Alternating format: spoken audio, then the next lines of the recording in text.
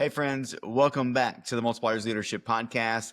My name is Joseph Elder, and we're back at you with another episode in our 5-minute win series. And each week, we're giving you one focused, kingdom-minded leadership practice that you can start in just 5 minutes. You can start it and implement it even if you have a busy season. And today's win is simple, but it might cost you something. And that's to intentionally invest in someone else. That's going to be your win this week. Because here's the truth. Leadership without people isn't leadership. Leadership without people is just performance. Or following Jesus without focusing on other people is not the gospel. In the chaos of a full life, the people God has placed around you, they are not the distractions. They are not the enemy. They are there for a purpose. There is a moment in time where we have to recognize that the people around us are part of our assignment. Even if you don't like people, this is still for you. I want to encourage us with this passage in Philippians 2:4. It says, "Let each of you look not only to his own interest, but also to the interest of others." Here's what I've learned just from leading with people and from communicating with people as well, is that people are always saying, where do I fit in this story? Because there's a hint of selfishness to all of us. Sometimes it's good, sometimes it's bad as far as us listening for that. But Philippians here says, I want you to look to the interest of others. Or maybe a translation we can take away is, listen, busyness is no excuse for selfishness. It's no excuse to say, I'll invest in other people once I do these 6 things. I remember when I was leading a ministry, and we'd have these big ministry nights, and a lot of people would show up, and it'd take a lot of details, a lot of hard work, and we'd have to prepare for hours ahead of time, and it just took a lot. And for me, I was always the least interested in people, ironically, when I was preaching.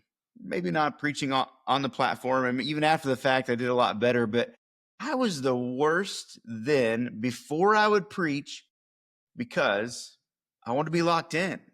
I wanted to be in the zone. My wife can attest to this. She'll tell you a lot about it. See, people were a bit of a distraction to me, even my own family. I'm like, I can't have this conversation right now. I've got to be in the zone. I've got to be focused.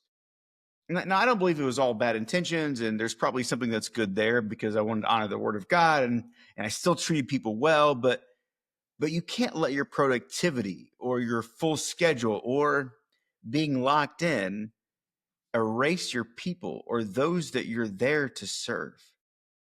I mean, if I were to peel back the layers, there has to be a small fear of man or performance in me, because why would I want to be ready for the people I'm speaking for on the platform, but not when they were in front of me?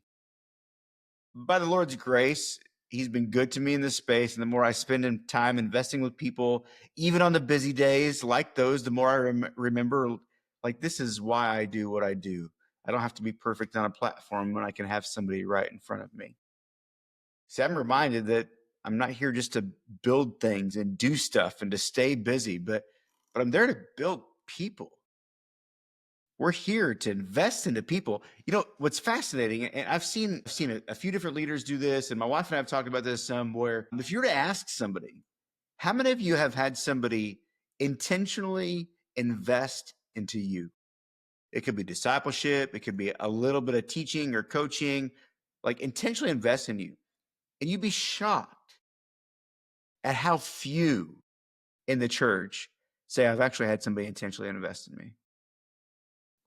Spend time with me. So here's your 5-minute challenge. I want you to think of one person in your life right now who might need encouragement.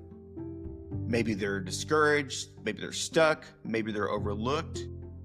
Ask the Lord. Say, Lord, who is it that I need to talk to? I said this a little bit last week. Then send them a quick text. Handwrite a card to them. Put it in the mail. Make a quick phone call to them. That might sound scary, but drop them a voice memo. Don't wait for the right moment for your schedule to free up. Take advantage of those many micro moments, because I think we all have them all throughout the day. I do so many voice memos in the car because that's an easy moment to do it. But your intentional investment could change someone's day or even their direction. Leadership isn't about the spotlight.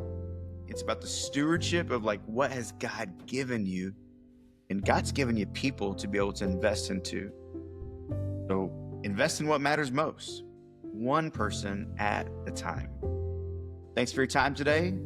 This is your 5-minute win. Until next week.